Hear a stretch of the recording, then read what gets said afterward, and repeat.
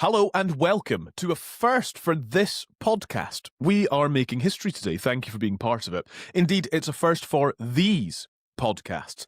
Welcome to the Sources Podcast New Year Get-Together. You are listening to Whitehall Sources, or Holyrood Sources, or Stormont Sources, or Senedd Sources. And we are so glad to have you here. I'm Callum MacDonald from the Holyrood and Whitehall Sources podcast. Please take this holiday period to explore what all of our pods have to offer. You may be familiar with one or two of them. Try all four. There's plenty of time to do that. And this episode is going to help you do just that. This is a special episode for the new year, for 2026. You'll hear from your favourite hosts of the podcast you listen to the most, and you'll hear from our friends from the other podcasts that are around as well. 2026 will be yet another huge year in politics. There will be Scottish parliamentary elections, Welsh Senedd elections, and there will be local elections in councils across England. And the Sources podcasts will take you inside the politics and policy making across the country in the months ahead. So on this special New Year episode, all of our hosts are together, although from different parts of the country, to preview this year and to discuss the implications of what's happening in their patch in the year ahead. So this is the way it's going to work. We are going to go through each part of the UK. We'll focus on it, hearing what our hosts have to say and questions they want to ask of each other. We will guide you through Wales and Northern Ireland and Scotland, but we're going to begin with local elections in England. Kirsty Buchanan, a former special advisor to Theresa May, and political strategist Joe Tanner are my co-hosts on the Whitehall Sources podcast. Kirsty, let's begin with local elections, shall we? They're going to be all about the rise of Reform UK and how much of a whack the Labour Party is going to take, particularly in places such as London.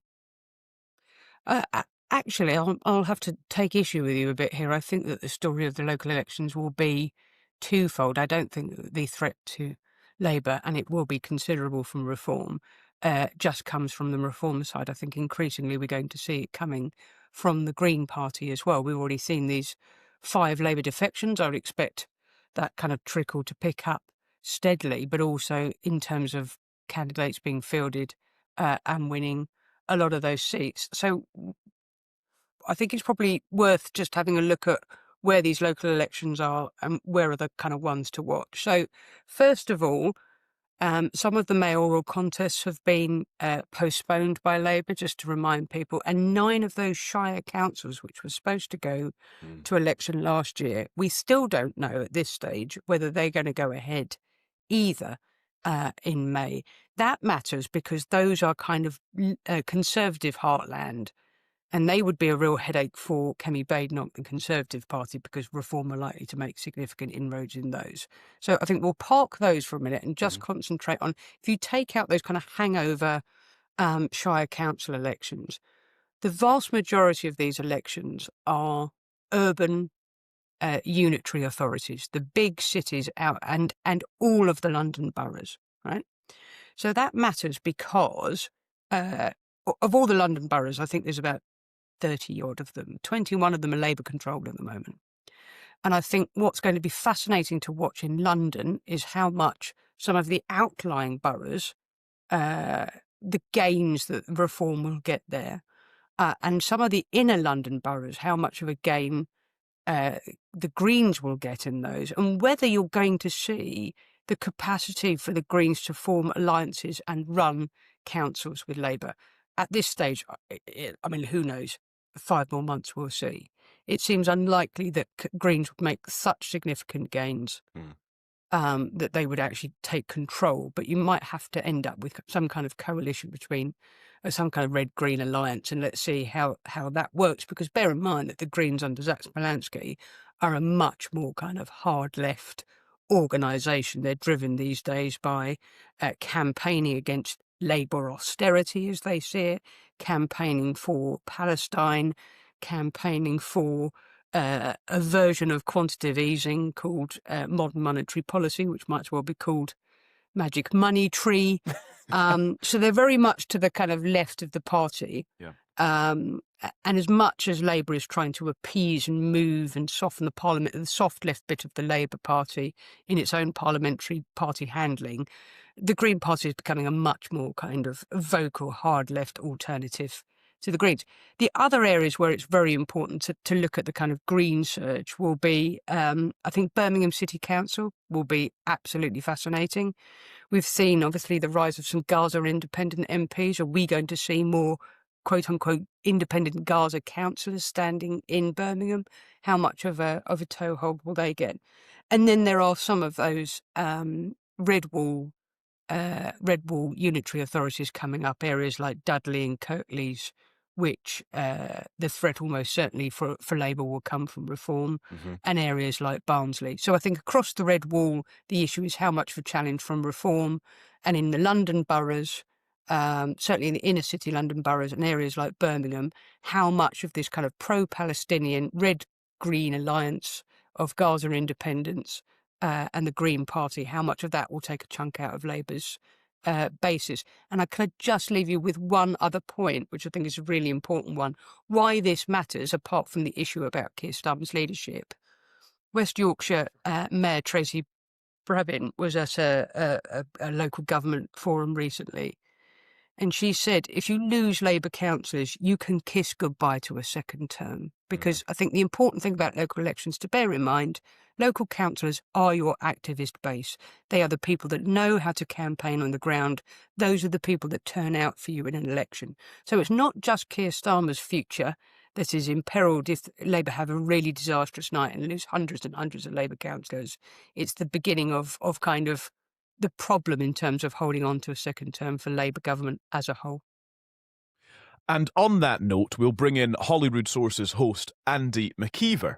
Kirsty and Joe, I mean, I go on quite a bit about how much the performance of the UK parties impacts what's going on at Holyrood. Is it the same in the regions? I mean, we're going to presumably see another bloodbath for Labour and the Tories in the English regions. How much of that is down to Westminster performance, and do local issues play any sort of part? Because if you look at Holyrood election results over the piece, Scottish issues don't actually play that much of a role in the performance of especially the UK parties here. Still to be determined, because it's definitely going to have an impact in terms of their prep for those elections, because what's been happening is that the better they've performed, the money's been rolling in, it's helping to boost morale, and it's also attracting people in terms of potential candidates.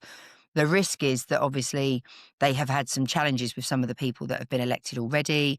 There have been people that they've had difficulties around their ability to do the job, whether they were appropriate to do the job. I think we had one councillor that was suspended because of the fact that he was actually employed by another council or something really obscure. There's been some weird stuff gone on.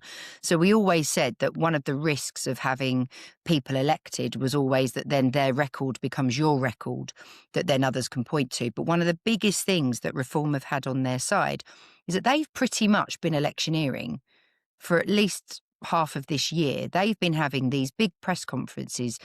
The events that they've been doing are almost like press conferences you'd get during an election campaign, and they have been consistently trying to set the agenda. And what's interesting is that they've been doing that against a Tory party that hasn't quite got their act together, and a Labour party, a Labour government that doesn't really know how to communicate on an average day, let alone when they've got a pretty punchy press conference coming from headed up by a Nigel Farage or Richard Tice. So I think what will be interesting is how do the other parties show up for the locals? Will they show up? Will that actually make Reform? Will it make Reform have a harder time? Will it actually put Reform under some pressure?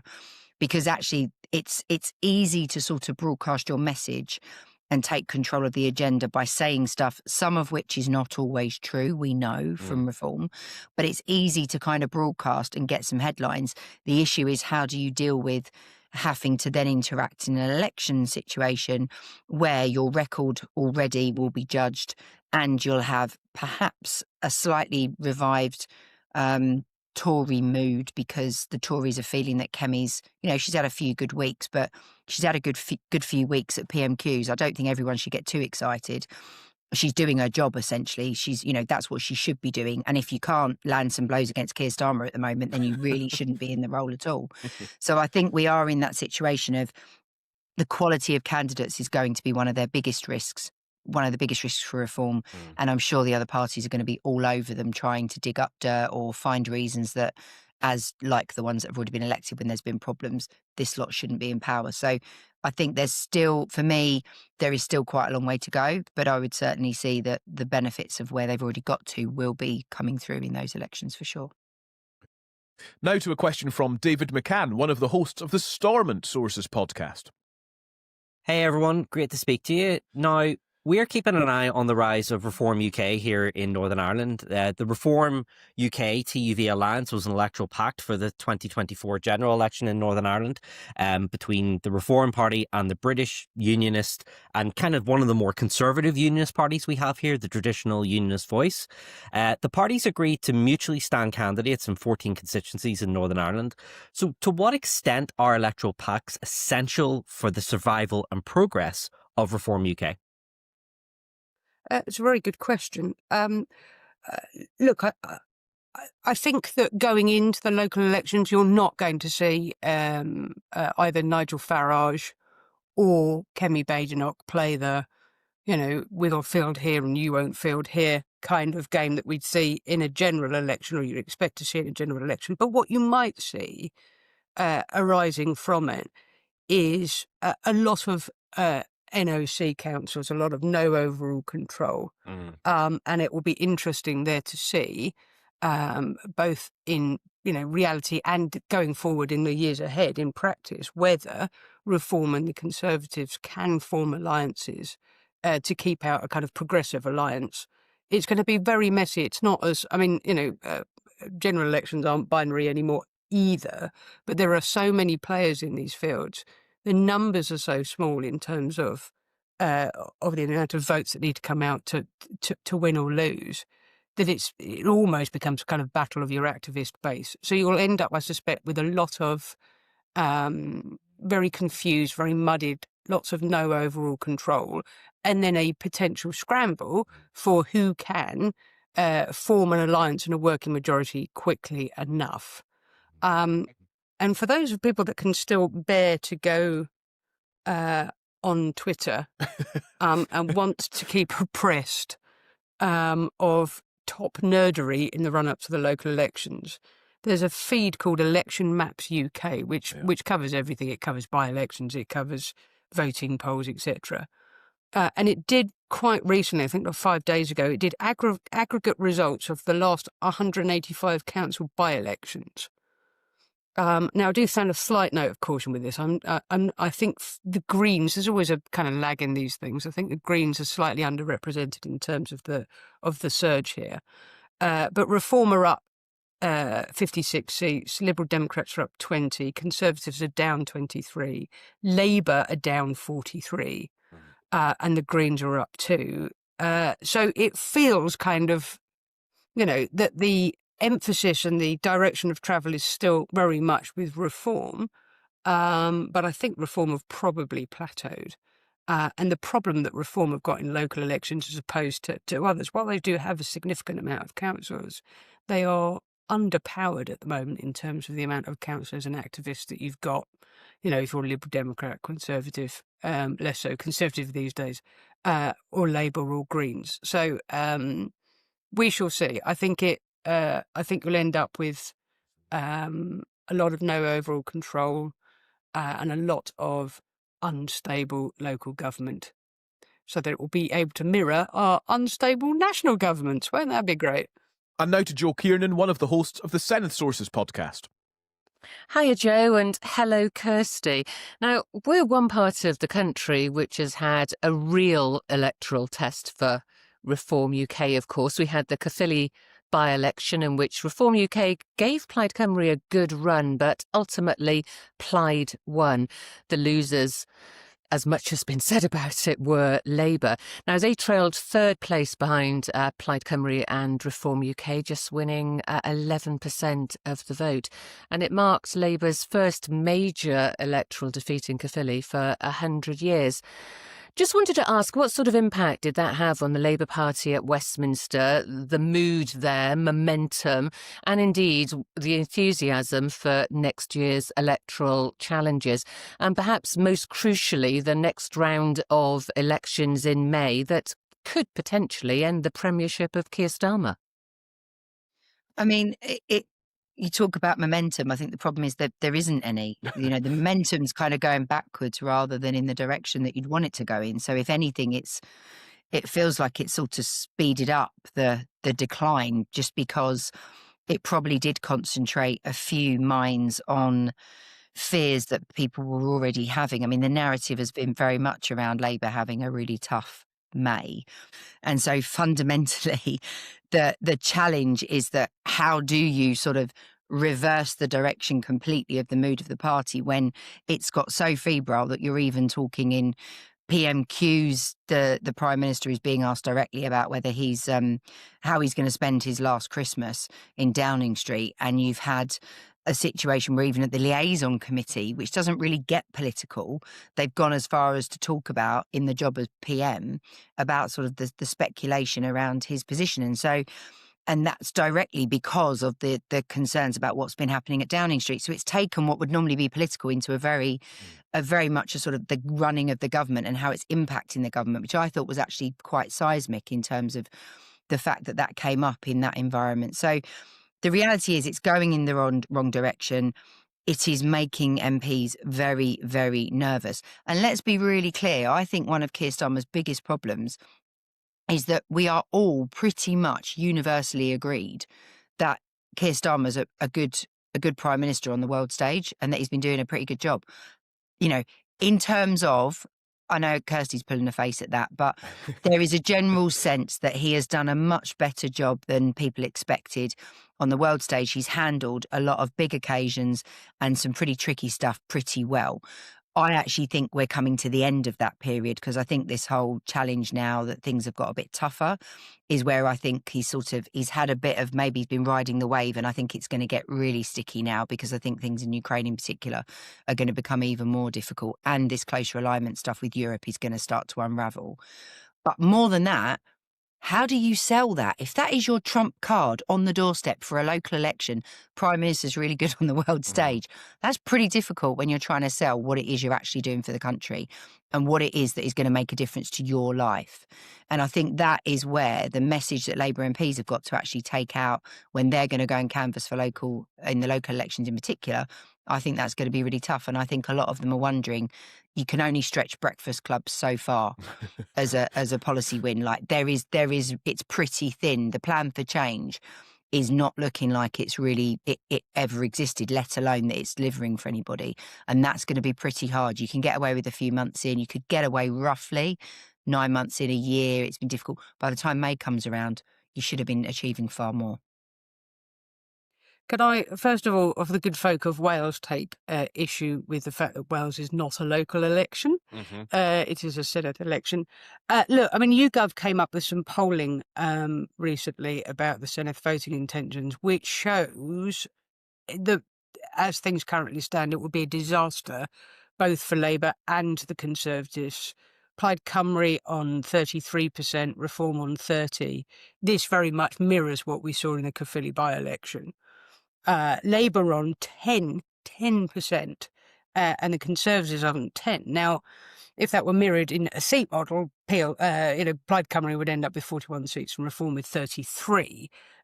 So again, there is an interesting issue there that if Plaid end up with the majority of the seats, do they then try and form a working alliance with, and who do they form a working alliance with the Greens, with Labour? Or do they try and run a minority government? It'll all be pretty fascinating stuff. But the issue that they've got in Wales, and I think was replayed in Caerphilly and will be replayed, I think, in the Senedd elections, is that not only do you have a pretty hated Labour government in Westminster, you have a pretty hated Labour government in Cardiff Bay with, if you've got an election that is dictated by deliverism, then I think by no standards could you call the delivery of public service reform and improvement in Wales anything like a success story. Waiting lists are horrendous and routinely used as a sort of watchword in terms of their comparative performance with England. In other words, they are considerably worse. They've made some very weird economic choices in Wales and some very unpopular kind of retail decisions. And I think Labour will really, really pay the price of that. What is interesting in the difference between Senedd and Holyrood, however, is that obviously where you've got SNP, who have an equally poor public service delivery and reform track record, the hatred of the Labour government is beginning to affect the kind of toxicity of Scottish Labour, and actually could see SNP cling on to power, regardless of the fact that they've been in power for a very long time, regardless of the fact that their performance on public service reform and delivery is really poor and they're quite unpopular. John Swinney's brought them back from the kind of, harder left wokery land that they found themselves in and put them back much more in a centrist ground again. But nevertheless, I think if I was Anna Sarwar right now in Scotland, I would be kind of tearing my hair out at what should have been an absolute walkover for Labour in Scotland. And it's looking increasingly like SNP will hold on. And to your point, Kirsty, yes, sorry, I do appreciate what the scale of the elections. The point was, the question was about the mood at Westminster. And my point about those elections in Wales is it's much more about local to them as opposed to Westminster, where that distinction is. Kirsty Buchanan and Joe Tanner are hosts of the Whitehall Sources podcast. You will hear from them as we continue our tour around the UK. MSPs will be elected to the Scottish Parliament in May. A huge number of them are actually stepping down. Significant figures departing include two former First Ministers. They are Nicola Sturgeon and Humza Yousaf. Our hosts on the Holyrood Sources podcast are Alex Salmond's former Chief of Staff, Jeff Aberdeen, and former Communications Director for the Scottish Conservatives, Andy McKeever.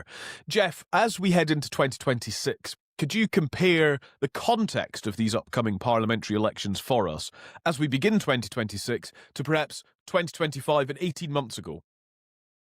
Yeah, really interesting. I think at the start of 2025, despite the fact that in the polls at least, SNP had started to claw back a bit of a lead ahead of Labour, there was still a bit of optimism about Scottish Labour, I felt, in terms of the Holyrood election. I think they felt they could make a good fist of it. That was borne out during the year, of course, when they won the by-election in Hamilton, Larkhall and Stonehouse. And so they will still carry some optimism, there's no doubt about that, and some hope, rather. But I think they're really starting to be punished by what's been going on at Westminster, by their Westminster colleagues. And I think it is much more hope now than optimism, actually. But the big thing that's changed for me is the solidification of the reform rise and surge. It's not risen and gone back down again. It's risen and it's sticky. And that's the big unknown quantity right now. And we are actually seeing polls showing, Reform making a strong fist of being the opposition to the SNP in May. And I reckon quietly they'll think on a good day they could perhaps run the SNP pretty close. So that's the big change for me, actually. It's the reform factor from the start of 25 to 26. It seems reform surge is really, really solidified. Let's now take a question from one of the hosts of the Stormont Sources podcast. Here is Tim Cairns. Thanks, Callum, and hello to all you guys from Holyrood Sources. And I just wanted to follow on from what Jeff says there. Is the rise of Reform UK and the stickiness of their support inevitable in Scotland? I mean, Jeff just explained that a little over a year ago, Scottish Labour would have been considered to be walking into power in Holyrood for the first time since 2007. But does Farage work in Scotland in the same way? They've recently had the defection of Malcolm Offord, and I heard him on your podcast a few weeks ago. Does he really align with Farage project? Well, these are all very good questions, and the answers to them are a little bit different because of Malcolm Offord, I think, to be honest. I think the rise of an insurgent political party to challenge the SNP is inevitable. So I don't think whoever beats the SNP eventually, when it eventually happens, whether it's 2031 or 2036 or whatever it might be, I don't think that party exists yet. So no established party will beat the SNP ever, I don't think. So it will take a new party. So I suppose the question then becomes, is that new party reform? I feel like the answer to that is no.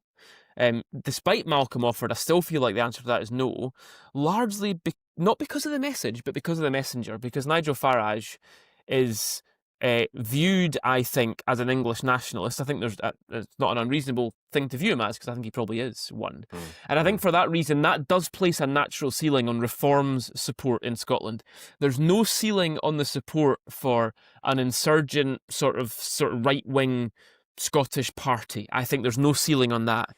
But I don't think it's a Scottish party with a UK base, with a London base. That actually just brings in all the same problems that the Tories and Labour and the Lib Dems have had over the last 25 years. So yes, there's space for an insurgent party. Yes, it could eventually beat the SNP. No, but I don't think it's the Reform Party.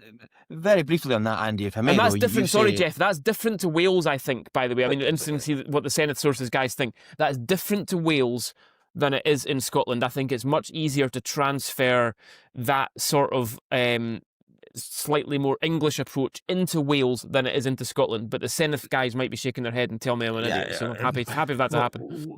Well, we'll hear from our Welsh correspondents in a second. But I do want to take you on a little bit on what you say there. You say that it's not the message, it's the messenger as far as reform is concerned. But do you not believe that their message does have a ceiling in Scotland? That some of this, particularly some of the more, let's call it out for what it is, some of the xenophobic mutterings from some of the reform colleagues, particularly down south, is not having an impact on Scotland in terms of their electability?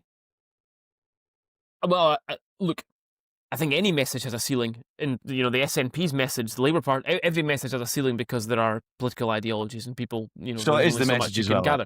But what I would say is though, but I think again, but on Holyrood Sources, Jeff, we've discussed this a lot over the last few weeks, including with Malcolm Offord's appearance, which is that there's what Nigel Farage and some of his people say, and there's what electors here in Scotland hear.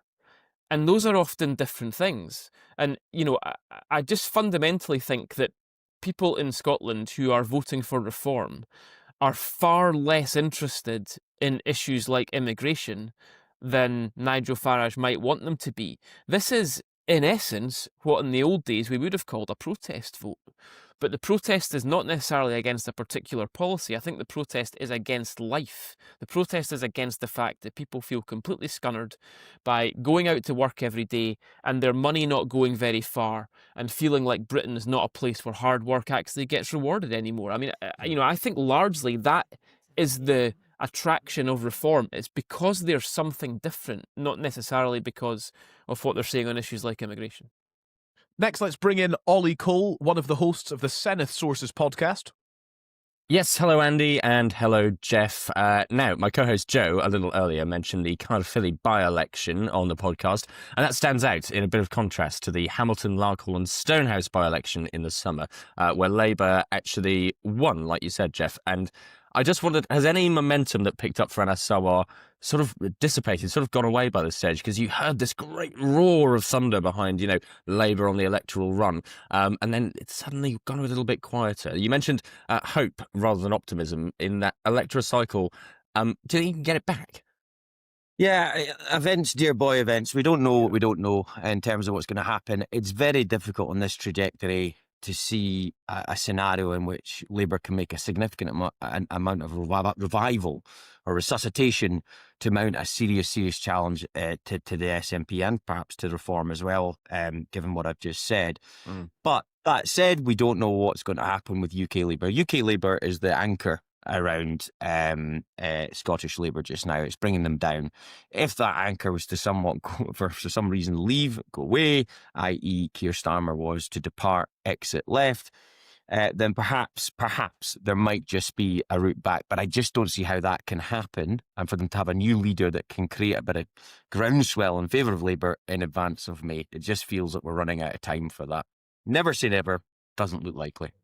Yeah, I think I see Caerphilly and Hamilton being quite different in that way. I'm just not convinced that Labour different countries, I just said. Yeah, well, there is that as well. I think they're both part of the same country, actually, Jeff. But there, that's a different story. Depends which view you come at these things hang from. on. There's an alarm going off somewhere. I'm not getting involved in that debate, not on this podcast. I think You just Caerphilly did. and Hamilton are different because, well, I don't think Hamilton really gave Labour the momentum that they think it gave them. There's not really any evidence for any momentum. I mean, they had that one night, but the polls didn't particularly change. And bear in mind, they won Hamilton on a reduced vote share compared to their 2021 vote in the same constituency, which was at an all-time low. They largely won Hamilton because the SNP's vote share went down further than expected, and Labour's and Reform's went up further than expected. I mean, I don't think it really gave them any momentum. It feels to me like Caerphilly was different, because Caerphilly opened up the possibility of effectively reform being significantly hampered by centre-left, quote-unquote progressive vote gathering around Plaid, and the question mark then being whether or not that happens en masse at the Senedd election in May, or whether it's a by-election phenomenon. So I see them being pretty different outcomes in the grand scheme of things. And our final question to the Holyrood Sources team comes from Joe Tanner. So, Jeff and Andy, hello.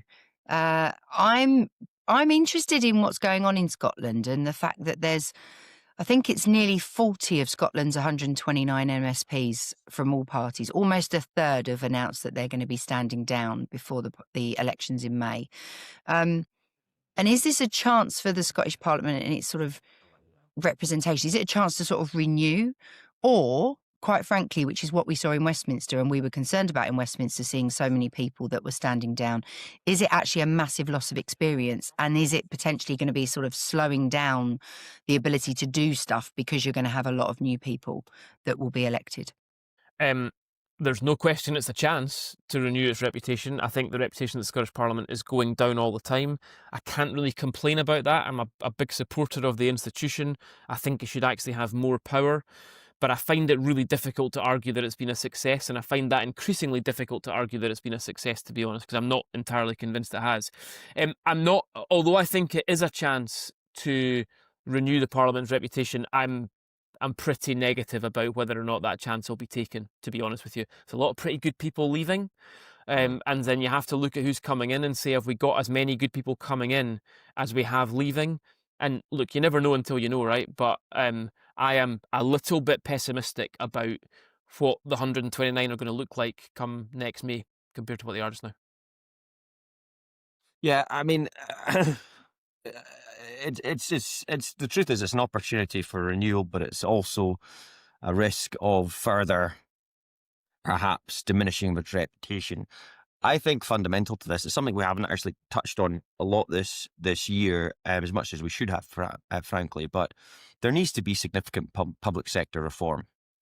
Privately, all senior politicians in all parties will tell you, we need to sort this out, but nobody's going to do it in advance of an election.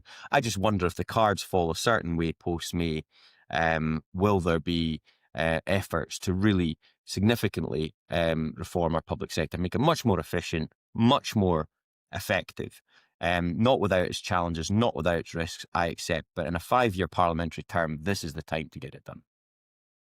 Jeff Aberdeen and Andy McKeever are my co-hosts on the Holyrood Sources podcast. You'll hear more from them throughout this episode, of course, or you can subscribe right now to the podcast or YouTube channel. In Northern Ireland, the executive has gone into its Christmas break intact, which is not to be taken for granted. A couple of the Stormont Sources hosts have in fact experienced Christmas negotiations that have kept them working all through the festivities.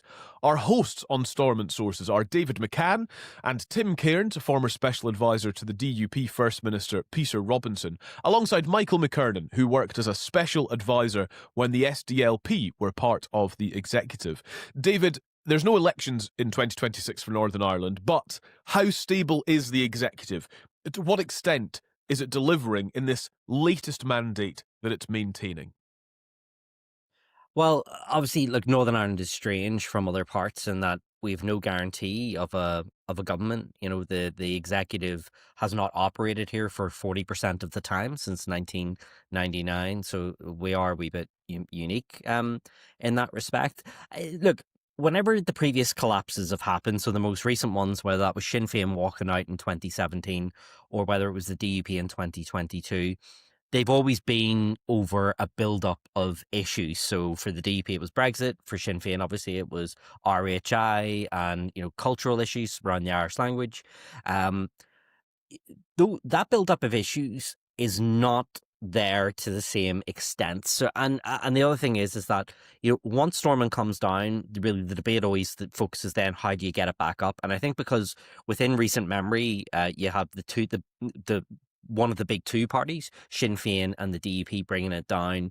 I don't see how it comes down before 2027. Now, stand to be corrected on that. I think the collapse in 2017 kind of took people by surprise, whereas the 2022 one was a bit more signposted. But at the moment, I don't see it coming down this side of May 2027. And just on the delivery piece, look, for any regular listeners to Stormont Sources, you'll hear us go on about it. It's one of the few things that the three of us have a unity ticket on.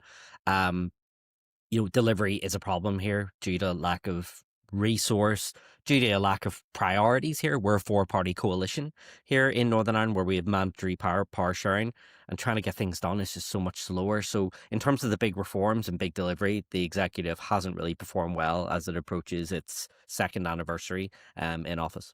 I think collapse is closer than you think, David. I think that the mule is loaded, the camel's back has so much resting upon Tim, it. I think one more straw and it could collapse. Because as you said, 2017, who would have thought a £50,000 grant to send kids to Donegal would have brought the whole thing down? I think Irish language could bring it down. I think the redevelopment of Casement Park Stadium could bring it down. I think we could see one of those straws hit the camel's back and the whole thing could collapse before 2027. And by the way, for everyone who maybe doesn't listen to the podcast, Tim is our resident pessimist, as nearly every member of the DUP is. Look. I think coming up to it, Tim, I don't discount what Tim says. You can never rule out a collapse. The only issue this time, Tim, is I think that if Stormont comes down, there is now more debate about if it comes down this time, that's really it. That we need to really draw a line under the power sharing experiment, that we just really cannot make this work. And then what do you move to after it? Now, we did have Hilary Benn, the Secretary of State, on our podcast a few weeks ago. And look, Hilary Benn has said he's no interest in driving the reform of Stormont process. It'll have to be the local parties. So there's no appetite from the British and Irish governments to do a deal over the heads of the local parties here.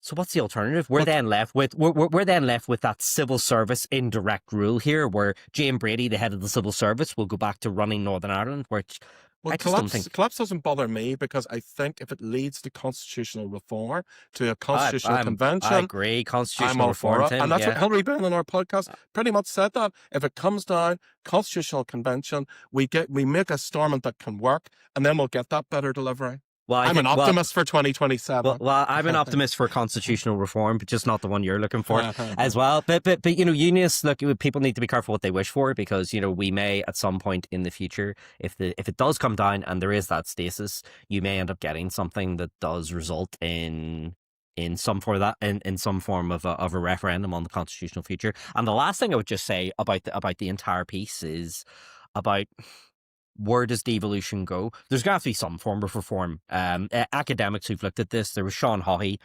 who's an academic from the University of Liverpool. He talked about Lebanon, and Lebanon, for anyone who doesn't know, like 40 years ago embarked on power sharing, but they didn't actually update and reform the institutions, and that led to a lot of decay.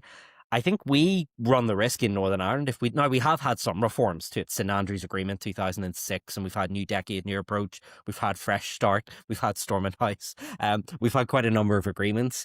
I do think we do need a more fundamental conversation before reform, but one of the reasons why we don't do that, even with the rise of the Alliance Party, whose bread and butter is reform of Stormont, is because the DP and Sinn Féin are not going to give up their vetoes, and why would they? The minute they give up their vetoes, their leverage in any negotiation is gone. So until the DP and Sinn Féin lose an election here, which doesn't seem to be likely in the near future, we're kind of stuck. Let's turn first then to Kirsty from the Whitehall Sources podcast. Hello, Michael, David and Tim. Lovely to finally meet you. I was listening to your brilliant interview with the Northern Ireland Secretary, Hilary Benn, last week. And you were quite rightly kind of holding him to account in terms of Westminster's relationship with Stormont. And I was struck by how reluctant he was to talk and engage about constitutional reform or a border poll in any way, shape or form. So whilst you have the enviable or perhaps unenviable, who knows, position of not having elections next year and into 2027, do you think that fundamentally the kind of relationship between Westminster and Stormont has changed? Or do you think that actually the Northern Ireland executive is still very much kind of beholden to and struggling with this kind of relationship, and the direction of travel will continue to be about greater devolution for Northern Ireland? Well, traditionally, people think unionists and conservatives are the ones who get on well together. I mean, the Conservative Party is the Conservative and Unionist Party, and traditionally it's been thought that unionists don't quite have a relationship with the Labour Party, but history has taught us that's maybe not the case. Even recent history, as you're going through Brexit, the Conservative Party, whilst the DUP were in formal coalition with them in terms of confidence and supply after the 2017 election, the Conservative Party did not address unionist needs or concerns at any point in time up until they went out of office in 2024. And in fact, many people would say that they, even though they were in formal coalition, they still did things that were not in the best interests of unionism, and we've ended up with this Irish Sea border. Traditionally, I think relationships with Labour tend to be slightly better in the unionist community. I think relationships with Labour across the piece, with Nationalists, Republicans, Unionists and others, tends to be better with the Labour Party, because I think Labour maybe gets this place slightly more than what the Conservative Party does. But that said, this new Labour government that's come in, they've had so many issues on their plate in London, in Westminster, issues at Holyrood. Can the Labour Party push the Labour Party there into government? That seems unlikely. With things that are happening in Wales, with Plaid coming up behind the Labour Party there, I think their focus has been away from Northern Ireland, and I don't think we've had quite the attention that we've got in the past. I think it's pretty clear. Hilary Benn was on the Stormont Sources podcast, as we said, and he's pretty clear. You've got your money, you've got your cash. There's going to be no more money flowing to Northern Ireland other than what we've decided is going to come. Northern Ireland politicians are saying we need more cash, we need more money, we need to get more money in here to deliver public services. But Labour's clear. You've got enough money and you're going to have to deliver with what you've got. And actually, to be honest with you, I think the Labour government's right. I think Northern Ireland does have enough money to be able to deliver public services. It's just we're ineffective at delivering the public services that we have with the money that we've been given. We need, in this next year, to cut our cloth properly and to work within our budget and to deliver services, which is going to be tough, which is going to be hard, which is going to mean things like hospitals closing. It's going to mean some rationalisation of the school estate. I suspect our politicians aren't going to be up for that before an election. But that's what they need to do. The Secretary of State is right. We've got enough money here in Northern Ireland. We've got to start delivering better. I think that one of the issues, though, that maybe Tim isn't really kind of dealing with there is that for a long time, the British government didn't actually fund us at need. So that's only a fairly recent thing where we've got what's called the 124%.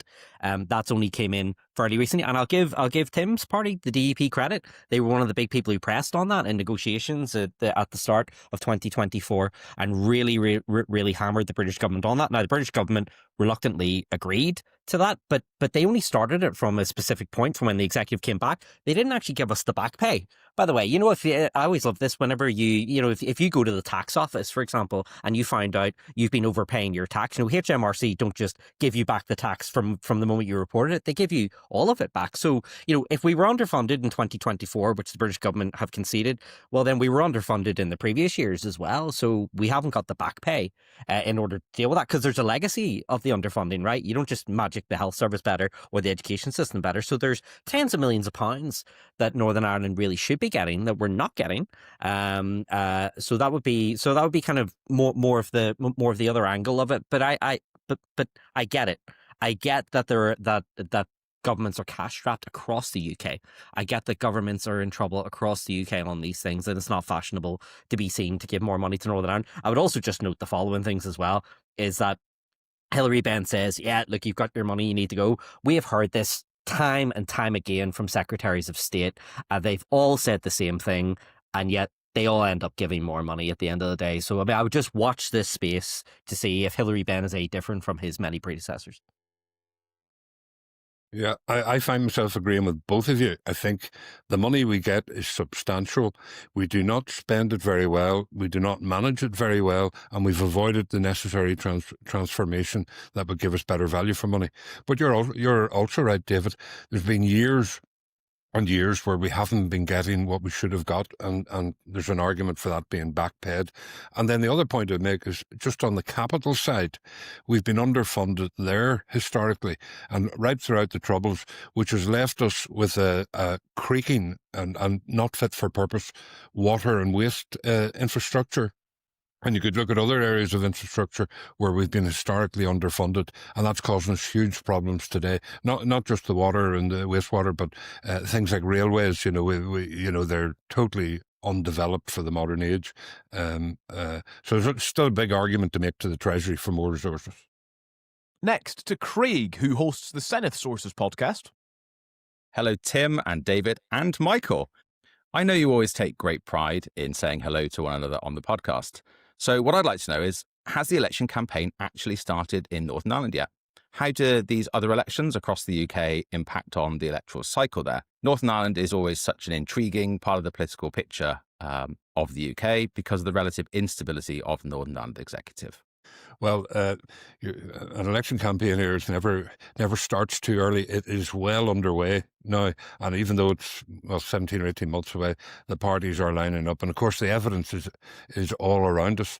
To maximise their vote, the two big parties need to get stuck into each other over traditional tribal issues, and we're having all the rows about Irish language and City Hall and just going to Israel and Gaza and so on. So the traditional tribal arguments are mounting. The parties are very focused on the opinion polls. They're very focused on the forthcoming 2027 election, and there's nothing else going to get in the way with their obsession with that.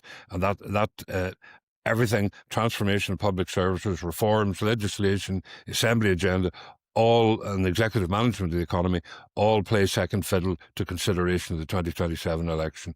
And they are really shaping up. In fact, they're going for it early, but they're shaping up for a really good ding-dong row that will maximise voter turnout.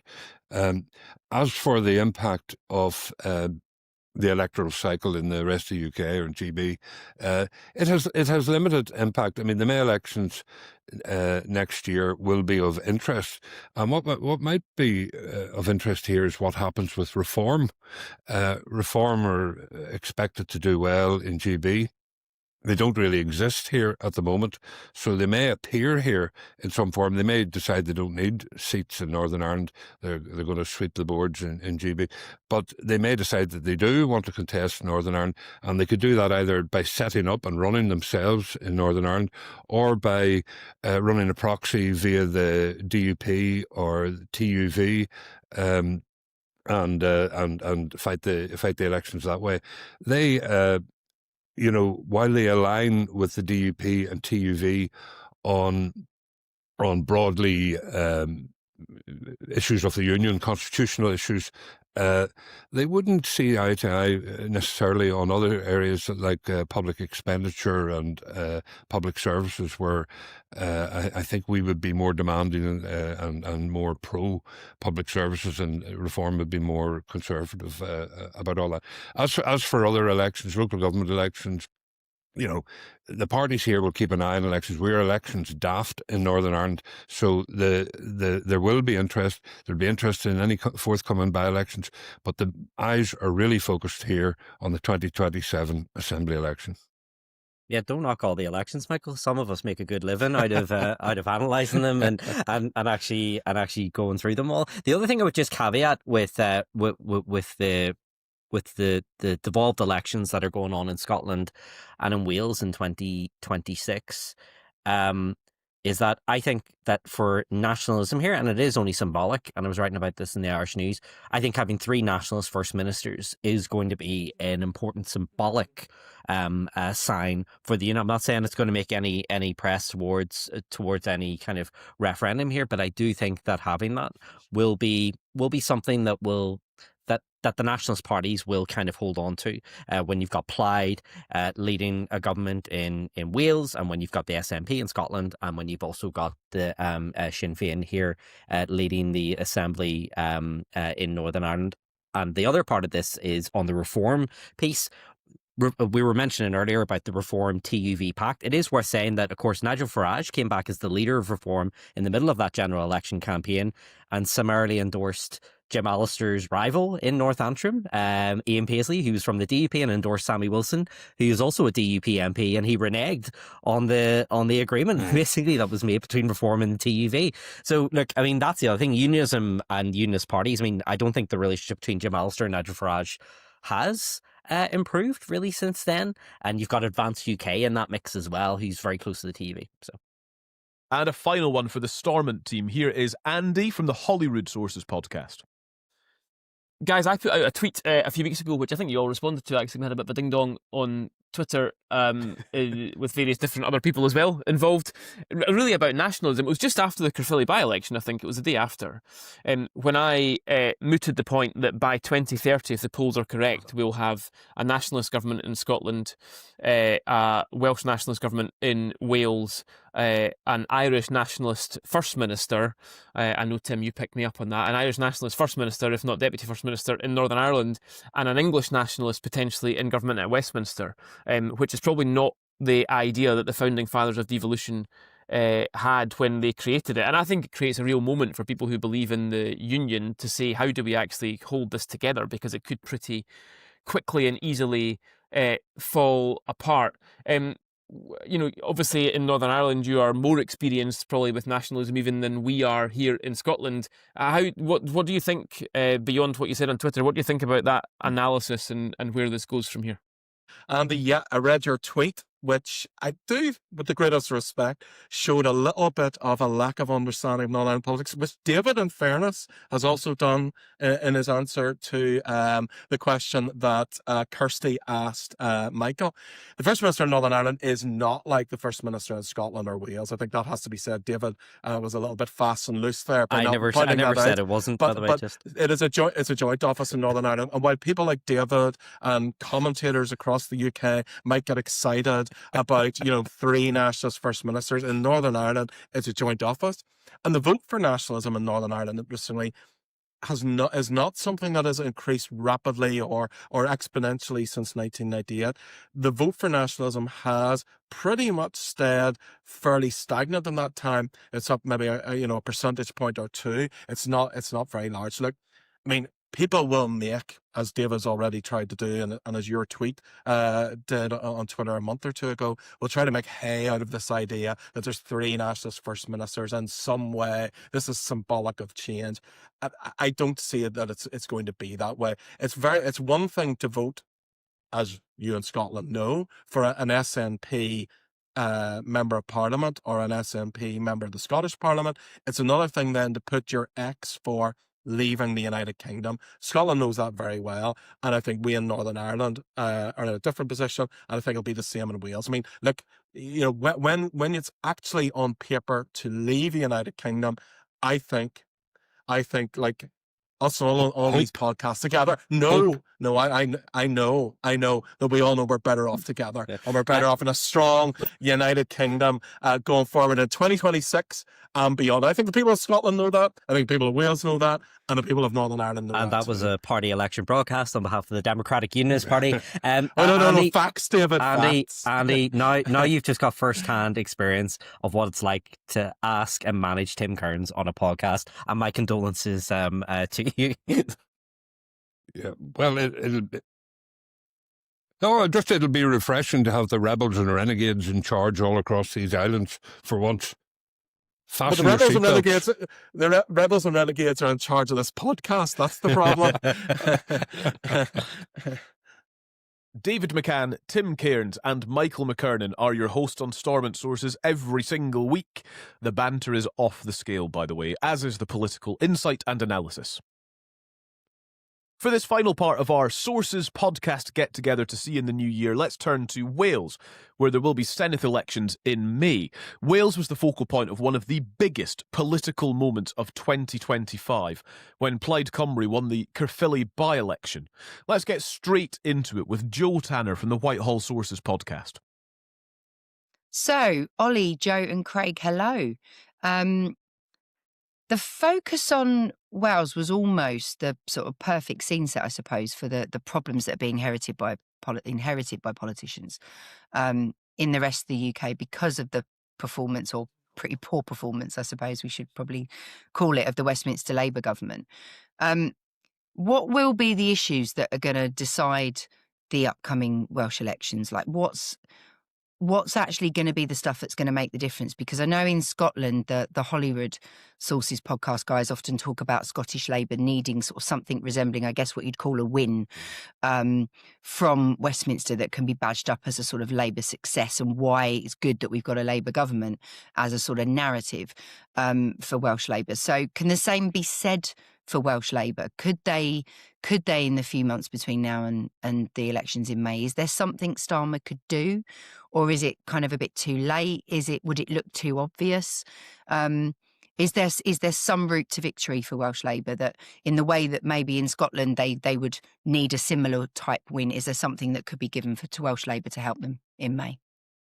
Well, that's the big question, isn't it? Things undoubtedly looking bleak at the moment for Welsh Labour. Every poll we've had in recent months has reinforced that, and it's definitely not helped by the slow progress of the change that was promised by Keir Starmer's government in the 2024 general election. Now, the Welsh government has been chasing what the First Minister, Senedd Morgan, has described as her shopping list, wanting control of things like the Crown Estate, policing, youth justice and fairer funding on the HS2 consequentials. So far, it's been a big fat no. I have sensed, though, in the last couple of weeks that minds are being concentrated a little at the other end of the M4. We've had the announcement on nuclear for North Wales, for example.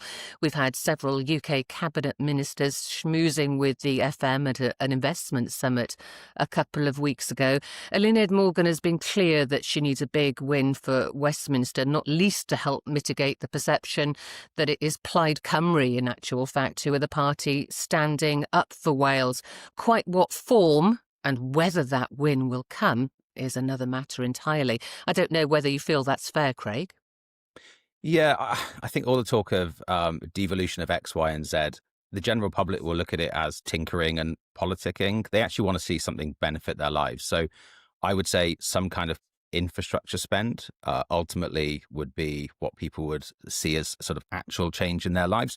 Or, let's be realistic, just an improved economic outlook across the UK is probably something that actually all parts of the Labour Party across the UK could get behind on one message.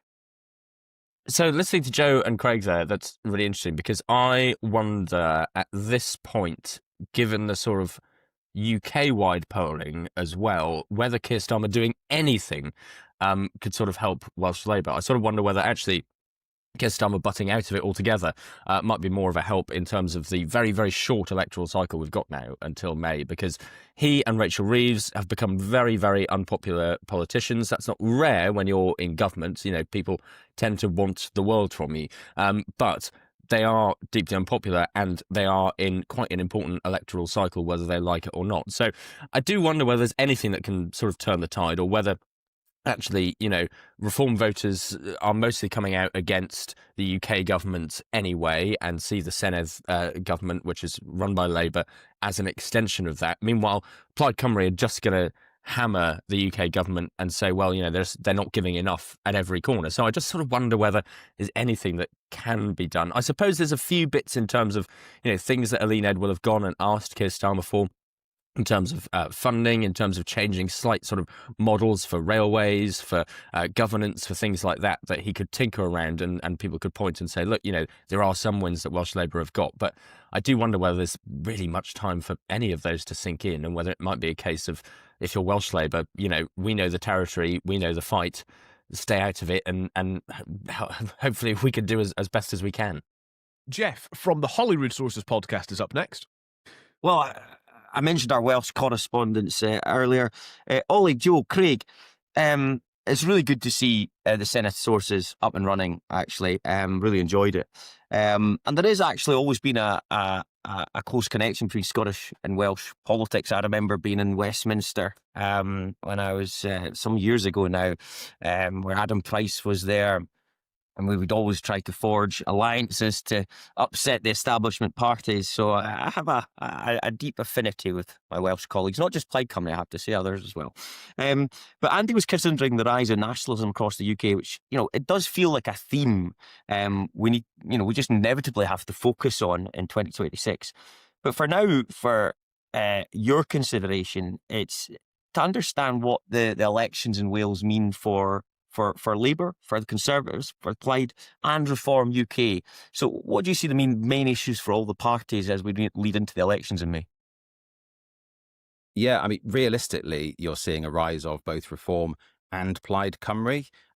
Plaid, they seem to be increasing in the polling. At the same time, Labour are just continuing to fall.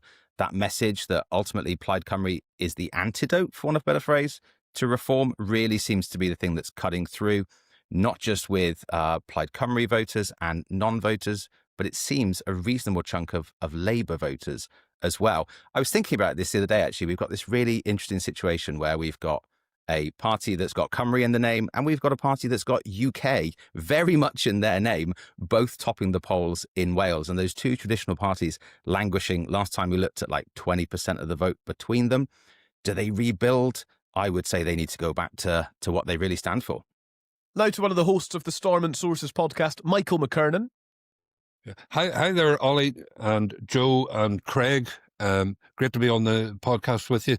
I see your name, Joe. You can't be too far removed from the old sod here. Anyhow, I have a question just about the campaign and the election in Wales. It's for once a fascinating contest. Usually the Welsh contests are pretty much Labour dominated. This time it's pretty open, and people are expecting obviously Plaid Cymru to do very well. And Reform will be of great interest. I'm just wondering what way will the campaign run? In particular, this mixed situation, this very open election. How are the parties going to maximise their votes, either taking account of the different demographics, the urban-rural divide, North and South Wales, and even their mode of campaigning? How much of it's going to be online, or how much is going to be the old-fashioned stomping, knocking the doorsteps and so on, or how much will be media? And where do you think it's all going? Because it's frighteningly interesting. I think it's going to be all of those things that have just been outlined. I mean, certainly the new voting system and the new constituencies that, we have in Wales mean that heaven help you if you ever thought you could knock every door in these constituencies. It would take you 4 hours in some parts of Wales to drive from one end to the other if you're stuck behind a tractor in rural areas, for example. I think that those parties like Labour that have those machines, the activists, if they can get them out, I would heavily caveat, to pound the pavements, will still do that. But I think we're going to see much more money invested on those viral campaigns online, particularly by Reform UK, because it's been working for them. I think what will be really interesting to see is actually whether Keir Starmer and Kemi Badenoch actually come to Wales all that much. Realistically, they're not doing particularly well in the polls. I wonder if the parties will try to change tack. Being realistic, it worked for Reform to an extent last time. And look, I've said it time and time again, if you repeat that Caerphilly by-election result, although Reform didn't win, they still did very well and would get a lot of seats out of it. I think we'll see a continuation of that Reform campaign yet again. And from Plaid, hey, it seemed to work. It felt like it was going a bit under the radar. Why change it when it's winning? So I've got sort of two things to mention here. First of all, picking up on the social media point, it is true that Reform and actually the Green Party have sort of dominated in that social space in the last few months, sort of UK-wide, but particularly in Wales. I mean, I don't go on Facebook that much these days, but I do find when I jump into sort of local Facebook groups or look at local Facebook advertising and what politicians and parties are doing in areas, Reform have got the money and got the people who really know how this stuff works, who really know how to sort of slap Nigel Farage's face all over everything. And similarly, Zach Polanski and the Green Party see that as something they want to do on platforms like Instagram or platforms like TikTok to sort of energise that youth vote. And we may be seeing a little bit of that in the polling that we saw just before Christmas coming out from YouGov, where the Greens are actually, clipping at the heels of Welsh Labour and the Welsh Conservatives. So that is quite interesting, and that's going to feature. It's going to get messy if they try and campaign on social media. We all remember the Brexit referendum. And they're going to use the same playbook out of Reform UK HQ and Reform Wales's HQ. You are going to have a very messy and scrappy election. And I imagine a lot of people running for office are going to find a fair few bits of abuse and caught up in the storm of a lot of things. There are a lot of questions focused at them from Reform supporters. The other thing that I think is quite interesting, though, about the campaign is a lot of it now, people are reasonably settled in where they're going to go. I mean, people either don't like Reform or they don't like Welsh Labour. So you are looking at this sort of Plaid Cymru Reform two-horse race, and people might float in between that. The real key for those parties is turning those voters into voters. Reform UK have a big challenge where a lot of their voters don't like the state and therefore may not even be signed up to vote. So first of all, they've got to get them to register to vote and then out to a polling station on the day. Whereas Plaid Cymru, from the polling we saw just before Christmas, have a lot of young people on their side. But will they find time in their day to actually go out? So there'll be a lot of campaigning, not just to say, hello, we're Plaid Cymru and here are our policies, here are our manifestos, hello, we're Reform, hello, we're Labour. It's going to be a case of, can anyone get those people out to vote? Based on Caerphilly, Plaid Cymru did a bit better, but this is a whole new voting system and a whole national field that we're looking at. So that is going to be really interesting. So that's Ollie Cole, Joe Kiernan and Craig Lawton, the hosts of the Senedd Sources podcast, standing by to build up to the elections for the Senedd in May. There's lots to happen before then. In fact, you will want to subscribe to them right now, because coming next week is something very special on the Senedd Sources podcast. That's all I'll say. But you'll be able to hear that in about a week's time, so make sure you subscribe. Let me just say then, thank you so much for joining us for the Sources podcast's New Year get-together. 2026 is going to be a big one, a crucial one for politics, and we can say that without being able to predict the surprises that will occur along the way, it's already going to be a dramatic one. New governments will be elected in Scotland and Wales. We know that for certain. Local councils across England will also be elected in May. We could witness a change of Prime Minister. That's not off the cards. And it could happen less than 2 years since Sir Keir Starmer was elected with that huge mandate. There will be war. We hope there will be peace. There will be controversy and scandal and dispute. There will be policy announcements. There will be debates. There will be back and forth. We take you inside politics in all parts of the UK, with those who have lived it, with those who have shaped policy and debate and discussion, and those who are continuing to shape it today. There is nowhere else you need to be for the best political analysis in the crucial election year of 2026. Thank you so much for listening. I hope you've had a wonderful Christmas. I hope the start to the new year has been especially happy for you. And we look forward to being with you across the Sources podcasts, Whitehall Sources, Holyrood Sources, Stormont Sources, and Senedd Sources, all throughout 2026. Find us on YouTube, subscribe on your podcast apps, and we will speak to you again very soon.